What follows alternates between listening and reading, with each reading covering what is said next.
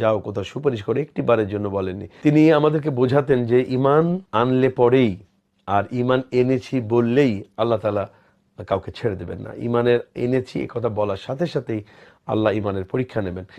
আপনার বাবা তো আসলে ইসলামের একজন খাদেম, তিনি তো ইমান ইকিনের কথা বলেন বটে, সকলকে বলেন।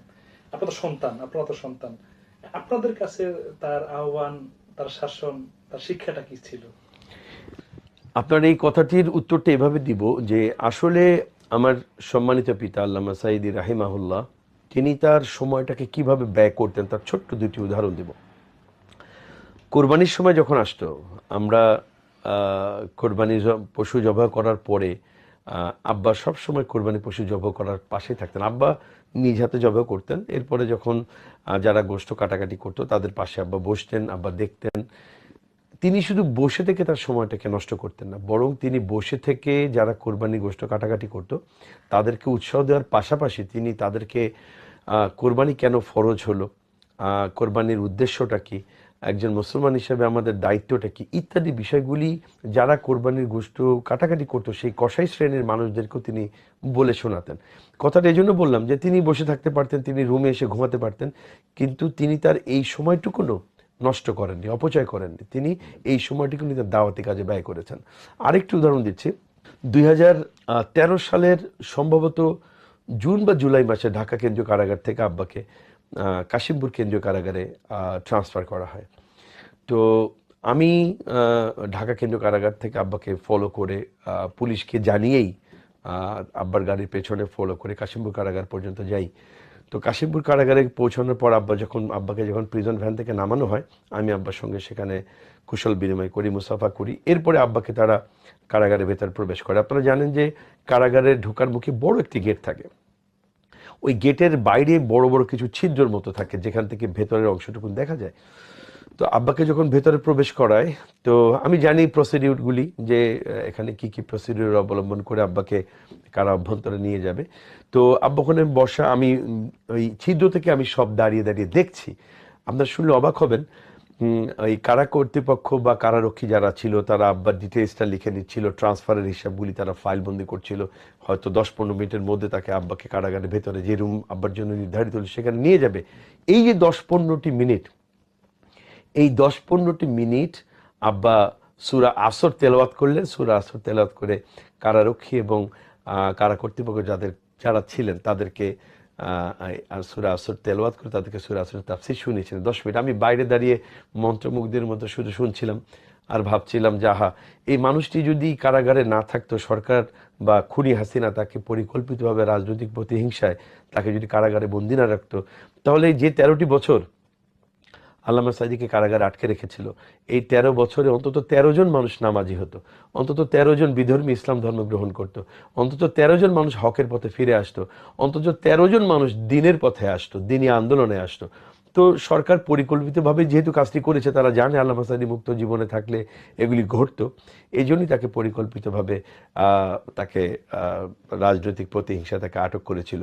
তো যে মূল যে পয়েন্টটি আমি বলতে চাচ্ছি সেটা হলো তার সময়টি দাওয়াতি কাজে তিনি সব সময় ব্যয় করেছেন, প্রতিটি মুহূর্তে। আরেকটি কথা বলবো, আমরা প্রতি মাসে সাক্ষাতের জন্য শুরুতে মাসে 4 বার দেখা করতে পারতাম, মানে সপ্তাহে 1 বার করে মাসে 4 বার। হঠাৎ করে একদিন আমাদেরকে টুয়াইস ইন এ মান্থ করে দিল, এরপর একদিন মাসে একবারে সাক্ষাতের ব্যবস্থা করলো। তো সাক্ষাতের যে সময়টুকু আমাদের জন্য নির্ধারিত ছিল সেটা হলো মাত্র 30 মিনিট। এই 30 মিনিটও আব্বা 3টি ভাগে বিভক্ত করে নিয়ে আসতেন।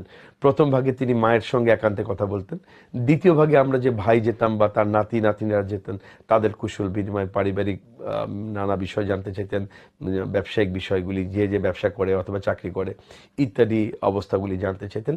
পরবর্তী অংশ যেটা কিনা বেশি লম্বা সময় ছিল, 12, 15, 17 মিনিটের মতো, সেই সময়টিতে তিনি আমাদেরকে নসিহত করতেন কোরআন এবং হাদিস দিয়ে।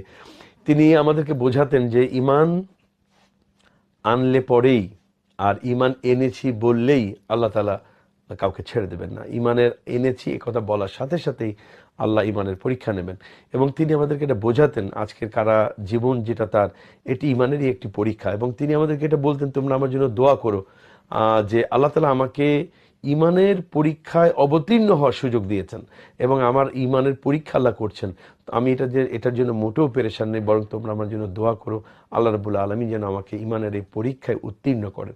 তা আমরা মন্ত্রমুগ্ধের মতো শুনতাম আর ভাবতাম যে আহারে, যে এই মানুষটিকে 13 বছর জেলে রেখেছে, ফাঁসির আসামি বানিয়েছে, পরে যাবজ্জীবন কারাদণ্ডের আসামি বানিয়ে কারাগারে আটকে রেখেছে, তিনি একটি বারের জন্য আমাদেরকে বলেননি যে বাবার আমি খুব কষ্টে আছি, আমার মুক্তির জন্য তোমরা কোনো তদবির করো, কোথাও যাও, কোথাও সুপারিশ করো, একটি বারের জন্য বলেননি।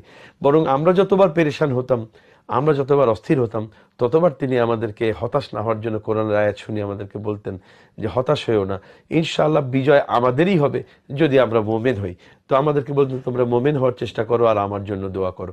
তো মূল বিষয় যেটা, সেটা হলো তিনি তার জীবনের প্রত্যেকটি মুহূর্তকে দাওয়াতি কাজে ব্যয় করেছেন। এজন্যই আলহামদুলিল্লাহ, এই জন্যই বলতে পারি যে আল্লাহ তাআলা তাকে পৃথিবীতে এত বেশি সম্মানিত করেছেন তার এই দাওয়াতি কাজের ভূমিকার কারণেই। আচ্ছা, আমি মুক্ত জীবনে যখন ছিল আজ থেকে 13 বছর, মতান্তরে যে মারা গেছেন 1 বছরে 14 বছর, 14 বছরের আগের কোনো বিশেষ স্মৃতি আপনার মনে পড়ে কিনা বাবার সাথে, আমাদের আল্লামা দেলোয়ার হোসেন সাইদি সাহেবের সাথে? আলহামদুলিল্লাহ, আব্বার সঙ্গে তো অসংখ্য স্মৃতি আমার। আলহামদুলিল্লাহ, আমি মানে স্মৃতিকাতর হয়ে পড়ি মাঝে মধ্যেই। আর বিশেষ করে যখন একাকী থাকি তখন তো বলার অপেক্ষা রাখে না, চোখের পানি এসে যায়। 2007 সালে যখন 111-এর অভিশপ্ত সরকার যখন এই জাতির ঘাড়ে, যেটি কিনা বাংলাদেশের স্বাধীনতা, সার্বভৌমত্ব এবং স্বাধীনতা অস্তমিত করার মূল যে ষড়যন্ত্র, সেটি ওই 111 থেকে শুরু হয়েছিল। পরবর্তীতে তার ধারাবাহিকতায় খুনি হাসিনা টেনে নিয়ে এসে 2024 পর্যন্ত, ওই 2007 থেকে 2009 সাল পর্যন্ত 2টি বছর আব্বা এক ধরনের গৃহবন্দী ছিলেন। বাংলাদেশে তার সমস্ত প্রোগ্রাম বন্ধ হয়ে গিয়েছিল, সরকার সমস্ত প্রোগ্রামগুলি বন্ধ করে দিয়েছিল। তো সারাক্ষণ ঘরেই থাকতেন আর নামাজের সময় তিনি মসজিদে গিয়ে নামাজ পড়তেন। তো ওই সময়টি আলহামদুলিল্লাহ আমার কাছে আমার জীবনের শ্রেষ্ঠ সময়গুলির মধ্যে অন্যতম সময়, বিকজ এই 2টি বছর আমি আব্বাকে খুব কাছে পেয়েছি। ফজরের নামাজের পর থেকে নিয়ে একেবারে এশা পর্যন্ত আব্বার অভ্যাস ছিল রাত 9টার মধ্যে আব্বা খাবার খেয়ে ফেলতেন। এবং তখন সুযোগ পেলে মাঝে মাঝে টেলিভিশনে যে রাত 9টায় একটা বুলেটিন হতো, ওটা দেখার চেষ্টা করতেন, সারাদিনের আপডেট নেওয়ার চেষ্টা করতেন। খানা শেষে তিনি আমাদের বাসার ছাদে প্রায় 40 থেকে 45 মিনিট, কখন 1 ঘন্টা আব্বা হাঁটতেন। এই হাঁটার সময়টিও ছিল আমার আর জন্য আরেকটি সুবর্ণ সময়, কারণ এই 1 ঘন্টা আব্বা অনেক কথা আমাকে বলতেন, আমার না জানা অনেক কথা, যা কিনা আব্বার আলহামদুলিল্লাহ আব্বাকে অনেক বেশি জানতে আমাকে অনেক বেশি সহযোগিতা করেছে। আব্বার ছাত্র জীবন, আব্বার দাওয়াতি জীবন, আব্বার পারিবারিক জীবন, সামাজিক জীবন, এমনকি আব্বার অর্থনৈতিক জীবন আব্বা আমাকে বলতেন, আমি শুনতাম। একসঙ্গে ছাদে আমরা বাপ বেটা হাঁটতাম। তো এই স্মৃতিগুলি আমাকে খুবই কাতর করে ফেলে। আমি মানে মাঝে মাঝে যখন একা থাকি আমি নীরবে চোখের পানি চলে আসে, খুব মিস করি সেই সময়গুলি। বিশেষ করে আমি যখন অফিসে যেতাম সকালে 9টা সাড়ে 9টার দিকে আমি অফিসে বেরিয়ে যেতাম। আমি অফিসে আমার রুম থেকে বেরিয়েই আব্বার যে পড়া